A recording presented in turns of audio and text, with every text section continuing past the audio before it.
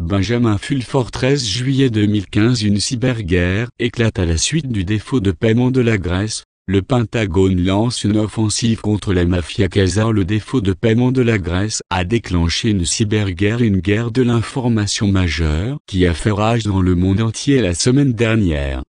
L'attaque a concerné les banques, les fournisseurs de la défense, les grands marchés boursiers, les sociétés de télécommunications et ainsi de suite.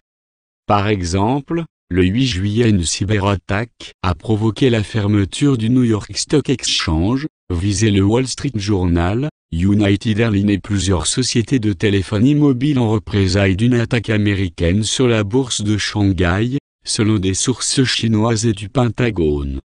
Ce n'était qu'un essai, d'après les sources du Pentagone. Le défaut de paiement de la Grèce a essentiellement provoqué la faillite du FMI, de la Banque centrale européenne et du Conseil de la Réserve fédérale, même si les dirigeants de ces institutions font toujours semblant d'ignorer l'éléphant dans le magasin de porcelaine en prétendant que ce n'est pas le cas.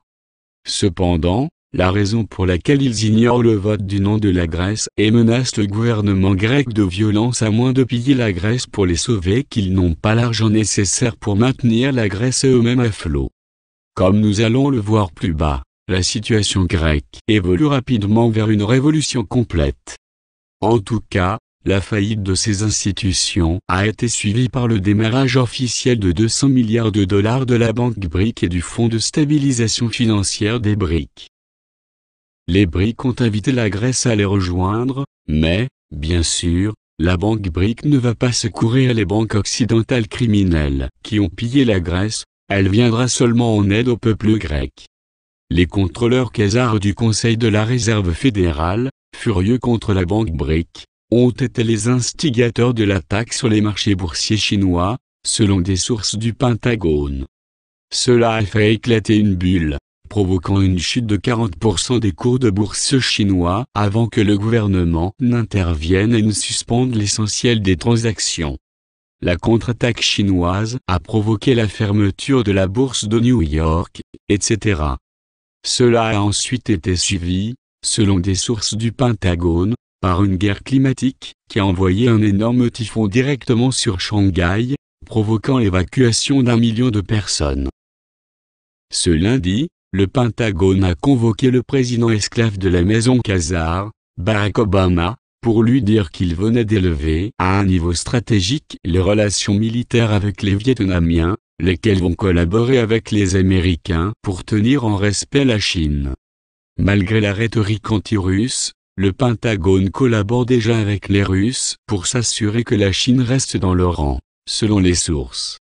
Obama a été informé en des termes non équivoques qu'il devait arrêter de titiller l'ours pour se concentrer sur l'ennemi principal, qui est la mafia khazare, et l'ennemi potentiel, qui est la Chine. Il y a maintenant une trêve tacite entre le Pentagone et les Chinois parce que les Chinois ont arrêté la construction des bases militaires sur les îlots de la mer de Chine méridionale. Le Pentagone et les Chinois se concentrent maintenant sur le véritable ennemi qui est le syndicat du crime khazar. Faisant partie d'une campagne destinée à discréditer les Khazars, Obama a été forcé d'avouer publiquement que son gouvernement, la faction du département d'État contrôlée par les Khazars, entraînait l'État islamique. Obama a fait une gaffe indiquant « Nous entraînons l'État islamique ». Cela faisait partie d'une campagne importante en cours au Pentagone contre Israël et la mafia khazare. Une autre partie a consisté pour le Pentagone et leur pirate informatique à diffuser une vidéo, qui est devenue virale, montrant les prises de vue d'une fausse décapitation de lait. Quant au criminel de guerre israélien Khazar Benyamin Netanyahou, ses téléphones privés ont été piratés pour obtenir des informations sur son implication directe dans la campagne de terreur de lait. Et, encore plus mortel pour le régime criminel de Netanyahou, a été le piratage des systèmes militaires israéliens, qui a désactivé des missiles de défense Patriot. Des articles ont parlé aussi du piratage de batteries de missiles Patriot allemandes. Cependant, c'est le piratage des systèmes israéliens qui a laissé le pays complètement à la merci de missiles iraniens ou autres. Le message est on ne peut plus clair, Arrêtez de provoquer des incidents dans la région où vous risquez la destruction. En plus, le régime d'Arabie Saoudite continue, sous la pression du Pentagone, à expurger du pouvoir tous les agents des Bush et d'Israël. Le ministre des Affaires étrangères de longue date Sohail Faisal, son frère Tikri, le chef du renseignement Banda Bush, et beaucoup d'autres ont été démis de leurs fonctions alors que le régime paniqué tente de changer leur rayure de zèbre pour survivre. Ils essaient désespérément d'empêcher un alignement américain total avec l'Iran qui les laisserait sans réel protecteur au Moyen-Orient. Bondar est surnommé Bush en raison de sa proximité avec la famille Bush, NDT. En d'autres termes, il redoute une révolution sanglante, qui est la raison pour laquelle de nombreux princes saoudiens ont déjà quitté le pays. Les Saoudiens et les autres monarchies du Golfe ont stocké tout l'argent en métal sur lequel ils ont pu mettre la main afin de préserver une partie de leur fortune dans l'éventualité d'un changement de régime en cas d'un gel consécutif de leur compte bancaire. Ici vous pouvez voir un tableau montrant comment le pétrole est converti en argent. De même, JP Morgan et Citibank se sont engagés dans une vente massive de contrats à terme futurs adossés sur l'argent, c'est-à-dire du papier argent, afin d'en faire baisser le prix. Le résultat était que le prix du papier argent a plongé alors même que l'hôtel de la monnaie des États-Unis se retrouvait à court de pièces d'argent.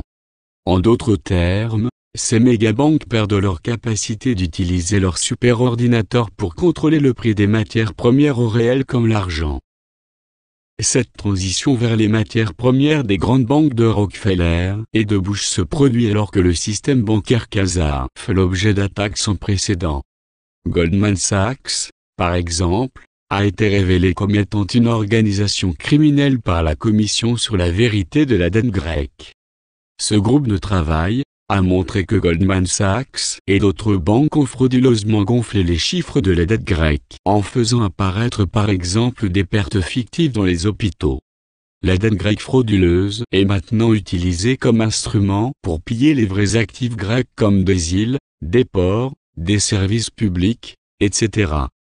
Selon le service de renseignement britannique MI5, l'ancien employé de Goldman Sachs et actuel gouverneur de la Banque centrale européenne Mario Draghi a été la tête pensante de ce plan de pillage de la Grèce. De ce fait, nous pouvons comprendre pourquoi l'ancien ministre des Finances grec Yannis Varoufakis désignait publiquement Goldman Sachs comme un vampire suceur de sang. De Yannis Varoufakis à propos de la Goldman Sachs de Rothschild. La situation s'est dégradée au point où, même si l'ensemble des membres du Parlement grec et leurs familles ont été menacés de mort par les Khazars, les derniers sondages d'opinion montrent que près de 80% des Grecs n'accepteront aucun échec du Parlement grec sur le respect du vote non aux gangsters de l'UE. Les sources du Pentagone affirment que les drachmes grecs sont déjà en usage et que la sortie par la Grèce de la zone euro était inévitable. Ce qui va se passer maintenant, ce sont des faillites de banques provoquées par les instruments de couverture de défaillance, CDS, c'est-à-dire des garanties sur les défauts de paiement, selon les sources. Il y a également de gros ennuis qui attendent JP Morgan, selon des sources du Pentagone. Elles affirment que JP Morgan a vendu 2 fois plus d'obligations du gouvernement américain que ce dernier n'en a réellement émis. En d'autres termes, ils ont vendu de fausses obligations du gouvernement américain pour se maintenir à flot, selon les sources. Il y a en outre des ennuis qui se concoctent pour le gouvernement esclave japonais de Bush/Rockefeller. La semaine dernière, un comité de direction secret du gouvernement japonais a rejeté une proposition de la Société du Dragon Blanc (WDS) pour mettre sur pied une future administration de planification dotée d'un budget de 7 000 milliards de dollars. Ils n'ont pas pu démarrer la nouvelle administration en raison d'interventions des francs-maçons et des Illuminati, selon une source de la famille royale japonaise. Cependant, on a présenté au gouvernement japonais une documentation sans feuille indiquant qu'il doit 30 000 milliards de dollars d'or mandchou dérobés, selon des sources chinoises. les Japonais ont essayé de retarder le règlement de leur dette en or jusqu'à l'automne, mais on leur a mis la pression pour agir avant cette date, selon les sources. Forcer les Japonais à payer cette dette signifiera mettre en faillite les Rockefeller et les Bush qui sont les contrôleurs secrets du régime esclave japonais. C'est pourquoi le Premier ministre esclavable a été envoyé en Chine pour une mission urgente afin de lever des fonds en septembre. En guise de remarque finale, un agent russe a contacté la WDS la semaine dernière pour lui fournir des informations détaillées sur la manière exacte dont la révolution ukrainienne de Maidan s'est vraiment déroulée. L'agent avait infiltré la révolte de Maidan en se faisant passer pour un étudiant. On lui a dit de se présenter à une organisation écran du département d'État américain où les jeunes protestataires se voyaient offrir le gîte et le couvert et étaient payés 25 € par jour. En outre, selon l'agent, on nous donnait toutes les drogues libres que nous voulions. Il prétend que les manifestants de Maidan étaient presque entièrement composés de jeunes camés entre 17 et 25 ans. Donc voilà la vérité. Le département d'État américain distribuant de la drogue gratuitement et de l'argent pour renverser un régime démocratiquement élu. Ce même régime criminel Khazar de Washington DC a été pris sur le fait accompli en train de pirater des ordinateurs pour y introduire de la pornographie enfantine. Cela explique pourquoi tant de lanceurs d'alerte et autres fauteurs de troubles ont été arrêtés pour détention de pornographie à caractère pédophile. Que faut-il faire d'un gouvernement qui distribue des drogues illicites, finance le terrorisme, utilise de la pornographie enfantine et autres trucs pour arrêter des gens innocents et voler l'argent de 99% de la population? La réponse est claire, nous avons besoin d'une révolution. La révolution a peut-être déjà commencé en Grèce, le berceau de la démocratie. Nous avons besoin de nous assurer qu'elle se répande jusqu'à ce que le cœur des ténèbres du monde, Washington DC, soit purgé et que la République des États-Unis d'Amérique soit restaurée. Cela éliminera du même coup la principale cause mondiale du terrorisme, de la guerre et du désordre. Traduction Patrick Terreau-Isabelle